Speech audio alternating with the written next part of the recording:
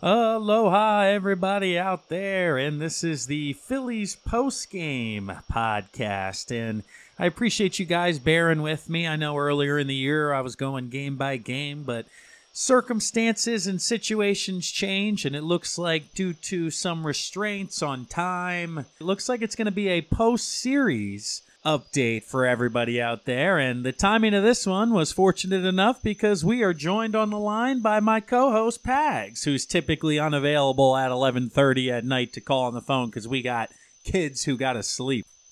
Yeah, it's going to be a 3-for-1, 4-for-1 podcast. I like it. Yeah, that's it, baby. A little more condensed. Got to keep it short, sweet. 3 games in 10 minutes. A lot of shit to talk about, not a lot of time, so that's kind of the fun of these things, Pags, is we really jump around, kind of hit the sweet spots and give our 2 cents and move it along. Well, I think I provide a good take of this past series because, as you know, I was at game 1 of the Mets series. So you were supposed to go see Jake Arrieta throw. They ended up losing that game 5-1 on Monday night. Arrieta, 6 innings, 7 hits, 3 earned runs, 7 Ks, only 1 walk. So honestly, he was pretty good. 6 innings, 3 runs. That's another quality start. 5 straight for him. His ERA at 2.65. Unfortunately, the Phils offense couldn't get anything going, and a little bit of that was to blame on the hour and 45-minute rain delay, which took the game from 7 to 8:45, and unfortunately fucked you all up, Pags. Yeah, I saw the same amount of pitches as Philly scored runs that game. Actually, the under, man. They scored in the top of the 4th. Oh, shit, right. It Yep, was they 5-1. scored 1. Literally, the only thing I saw was the Mets had a bunch of dogs walk around the warning track. Oh, and God. luckily, my son freaking loves dogs, so that at least was entertaining for him. Got there around 5:30, and it was pouring, and I'm like, all right, well, maybe it'll cool off. And it stopped raining, and then it started raining, and it stopped raining, and then it started raining, and by the time it was 8:30, he had sat there like a trooper for three hours, and we weren't going to make it. Yeah, that's a tough spot to be in for an adult with a young kid, but the Phillies offense didn't show up either, Pags, so you weren't the only one that couldn't make it to that late start. Good Philly turnout on Monday in Queens. Love seeing the Philadelphia fans traveling. Wish they would have got a win there. I was sitting in there for an hour and 45 minutes, but what are you going to do? What are you going to do? So that took us into Tuesday's matchup, which didn't go any better for your Fightin' Phils. On Tuesday, they dumped it 9-0 to fall to 12-11 on the year and 4-7 away from Citizens Bank. Zach Eflin threw this game for the Phillies.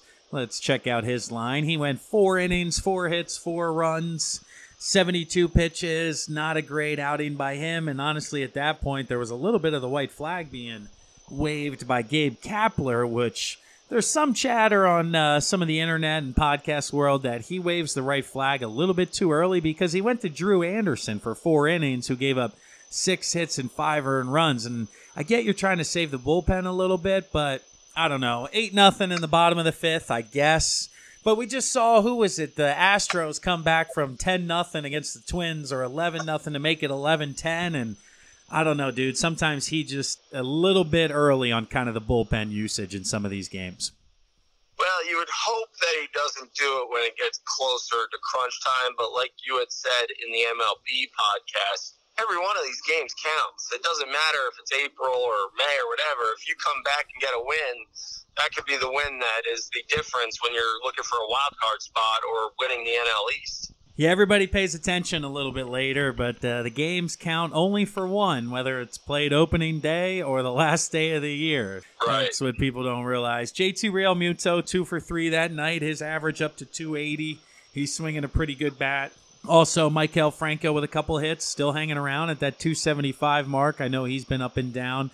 Roman Quinn, man, in center field, just not good. Not good, dude. 0 for 3, 3 Ks. He's hitting .095. It may be lower than that now. I don't know, man. I was excited. Last year he had like a 2 to 3 week period where he really showed how, he can be as a player and showed flashes, but Hey, maybe I should fast forward. It just hit me again. I didn't realize. But in Wednesday's game, he actually came out of the game with a groin strain.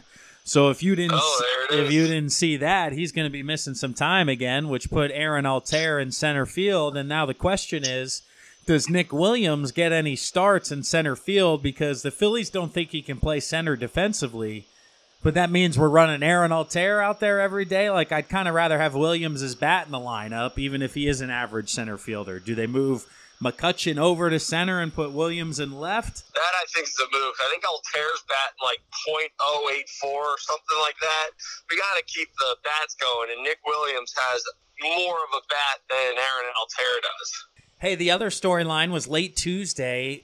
Jacob Rom, I think the pitcher's name was for the Mets, decided to send a little bit of a message and throw 2 pitches over Rhys Hoskins' head at 90-some-odd miles an hour. And the Mets gets back into our conversation from the Dollar Dog Pod of, oh, was it intentional? Was he not? Well, Rhys basically came out and was like, these are professional pitchers. They typically don't miss their spot by 5 feet twice in a row. So you can figure out what the fuck's going on there. And that's what I mean, dude. Guys move. Like, he probably threw a perfect pitch at his back twice and he ducked twice. Like, there's nothing you can do about that. So it's just, it looks bad on all accounts, man. But the Phils and Gabe were pissed about it. Yes, and rightfully so. I mean, you don't throw it ahead. I know I said I enjoy this shit. Well, he probably would have hit him in the numbers again, but you duck and it hits you in the head. You know what I'm saying? You get that whole football, like the football fucking thing where the offensive guy ducks and all of a sudden it's helmet to helmet when you were going to hit him in the chest. You know what I'm saying? It's just the reaction. But that led to some tense at-bats.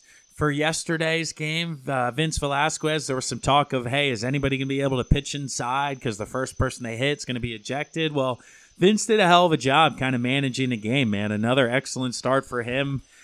Not deep into games. He hasn't figured that one out yet, but he has figured out how to stop giving up runs. So we'll fucking take that, right? Like a step in the right direction. We'll take anything we get with Vinny. I do. 5 innings, scoreless again. His ERA is 1.99. That's 4 straight quality starts to start the year. That's an excellent start from Velasquez, man. He's been pitching like our number fucking 2. Nola's been shitty. Arrieta's our, maybe Velasquez is our 1 when it comes to the stats, dude. It's insane. That's not good. It's not good, right? That's why we're staring at 500 baseball at 13-11, and I think they showed over our last 15 games it's 6-9 for the Phils. So been a little bit of a struggle here over the past 2 to 3 weeks.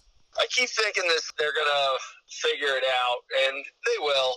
Nola's gonna figure out what the hell is going on with his changeup and everything like that, but I'm not throwing up like we need 2 more starters right now. I think we need 1, but these guys will figure it out. Hopefully Pavetta figures it out down at Lehigh Valley, and we get rocking in July season.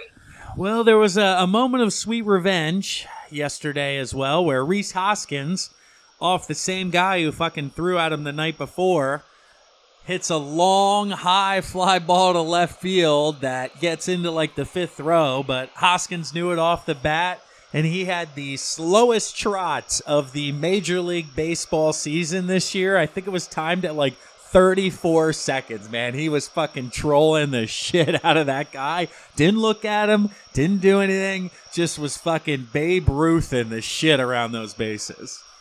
Oh, it was beautiful. It wasn't even a jog. It was literally like not even a fast walk. I don't even know what you could call it. It was a stroll through the bases. It was a fuck you in motion is what it was. It was sweet to see that happen. You always enjoy it when your team comes back and gets a little revenge on somebody that did something stupid the day before. The Phillies now, I believe they head home for 4 against the Marlins this weekend, Thursday through Sunday. The roster continues to be in flux, man. Mitch Walding was sent back down. Sean Dominguez was brought up from AAA. Let's see here. Phil Gosselin's probably going to be your shortstop. They called up Enyel De Los Santos and sent down Drew Anderson, and they're basically playing the option game now because once you're brought up or down once during the year, you can go as many times. You just have to wait like 10 days in the minors. Like if you get sent down, you got to be down for 10 days. It's just chaos with these injuries. Hopefully Gene Segura can come back when he's off the IL. That should be this weekend. Kingery's going to take a little bit more time. Herrera's going to have more time, and now Roman Quinn's there. So look for that outfield, man. We're going to see some turnover. And finally, Gabe, he's probably going to be feeling good, dude, because he can turn this lineup all willy-nilly again instead of riding those same 9 guys all the time. Gabe's in a sweet spot. He's like, oh, yes, finally. Oh, matchups, analytics. I love you. Yeah, hopefully we take 3 or 4 this weekend and get us back in the win column a couple times. That's it. Feeling good about ourselves as we wrap up this month and head into the month of May. So we appreciate you guys bearing with us out there for our Phillies post game. It is now going to be our Phillies post series, and Pags will join us as often as we can. We appreciate you doing so today. Keep getting us on the Too Close to Call cast. We're going to get more videos, more content, giving you guys everything you need to have throughout the week while you're driving around to your accounts or sitting in your cubicle. That's it, baby. Go Phils.